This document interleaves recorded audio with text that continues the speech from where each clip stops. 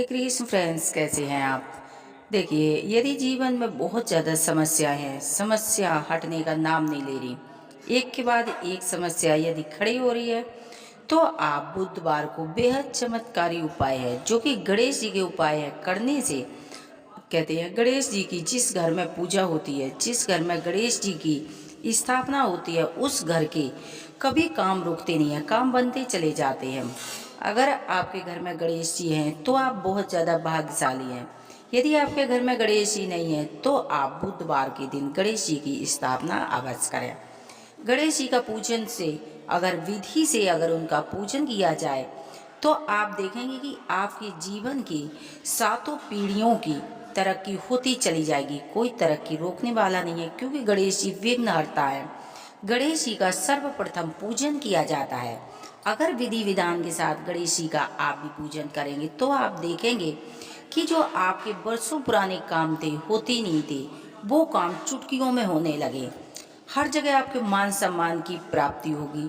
जीवन में जो दवा गोलियों में पैसा जाता था, इधर उधर पैसा मिसयूज होता था, गणेश जी की कृपा से आपका पैसा मिसयूज होना बंद हो जाएगा। व्यापार नहीं चलता है तो आप गणेश जी का पूजन करें तो आप देखेंगे गणेश जी की कृपा से सारी विघ्न बाधाएं दूर हो जाएंगी और कस्टमरों की भीड़ लगने लगेगी। आइए जानते हैं कि बुधवार को बहुत छोटे छोटे से उपाय अगर आप करेंगे तो आप देखेंगे कि कुछ हद तक समस्याएं समाप्त होने लगेंगी। तो आइए जानते हैं, यदि आपके घर में गणेश जी है तो आप उनकी पूजा करें। यदि आपके घर में गणेश जी नहीं है तो आप अपने घर में गणेश जी को जरूर स्थापित करें। गणेश जी को चमेली के तेल में सिंदूर मिलाकर गणेश जी पर चोला चढ़ाना चाहिए। कोई भी चढ़ा सकता है, स्त्री पुरुष कोई भी चढ़ा सकता है। लेकिन याद रहे, जब हनुमान जी पर चोला चढ़ाते हैं तो वहाँ पर माताएं बहनें यानी कि स्त्रियां हनुमान जी पर चोला नहीं चढ़ाती हैं। गणेश जी पर कोई भी चोला चढ़ा सकता है। मंत्र है गणेश काटो कलेश। एक सुपारी लेंगे, उसमें घी लगाएंगे और सिंदूर लगाकर, यानी कि सुपारी को सिंदूर गणेश जी को बेहद प्रसन्न करने वाला एक चमत्कारी चीज है, जिसे आप एक चुटकी भर सिंदूर भी अगर गणेश जी को चढ़ा देंगे तो कहते हैं बहुत ही जल्दी गणेश जी प्रसन्न होते हैं।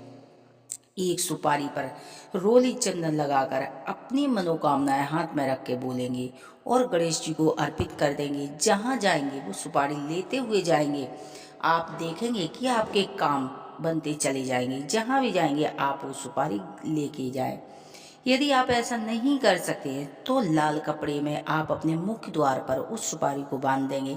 आप देखेंगे कि गणेश जी धीरे धीरे आपके घर की सभी विघ्न बाधाएं दूर करेंगे। लड़ाई झगड़ा समाप्त होने लगेंगे। जो भी जीवन में अटकलियां हैं वो समाप्त होने लगेंगी। गणेश जी के सामने दीपक जलाएंगे घी का, गणेश जी की मंत्रों का जाप करेंगे। ओम गंगणपति नमः, ओम गंगणपति नमः। जो भी आपको मंत्र आता हो, गणेश जी के मंत्रों का जाप करेंगे। आरती करेंगे। गणेश जी को गुड़ का भोग लगा सकते हैं, लड्डुओं का भोग लगा सकते हैं। लेकिन जब भोग लगाएंगे तो भोग में एक दुर्वा अवश्य डालेंगे, जब भी गणेश जी महाराज भोग स्वीकार करते हैं।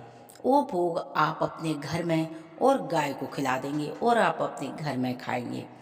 गणेश जी पर 21 दुर्वा हमें चढ़ानी चाहिए। इससे कहते हैं कि बड़ी से बड़ी जो भी मनोकामना है बोलते हुए चढ़ा देंगे तो शीघ्र ही गणेश जी मनोकामना पूरी करते हैं। तो गणेश जी की आप यदि बुधवार के दिन विधिवत पूजन करेंगे तो आप देखेंगे कि सभी समस्याएं गणेश जी की कृपा से समाप्त होने लगती हैं।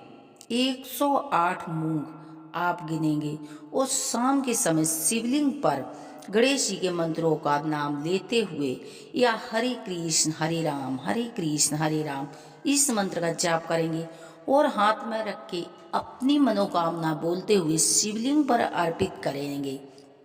आप देखेंगे कि आपकी मनोकामना शीघ्र ही पूरी होगी। बुधवार के दिन गाय को हरा चारा खिलाना चाहिए। खीरा खिलाने से, धनिया खिलाने से, हरा धनिया खिलाएंगे तो कहते हैं धन की समस्याएं दूर होती हैं, भाग्य के द्वार खुलते हैं। गाय को हरा चारा अवश्य खिलाना चाहिए। बुधवार की स्वर्गोपाष्टमी है तो ये उपाय यदि आप करेंगे तो ये उपाय बहुत ही कारगर होंगे। बुधवार के दिन यदि आप गोपाष्टमी वाले दिन भी यदि गाय को हरा चारा खिलाएंगे तो उस पर कहते हैं गोविंद की कृपा होगी। तो ये बुधवार के छोटे छोटे उपाय करके गणेश जी के आप अपने जीवन की बहुत सी समस्याएं समाप्त कर सकते हैं। यदि हमारी जानकारियां आपको पसंद आती तो प्लीज़ चैनल को सब्सक्राइब करें, वीडियो को लाइक करें, कमेंट में हर हर महादेव लिखना ना भूलें। हर हर महादेव।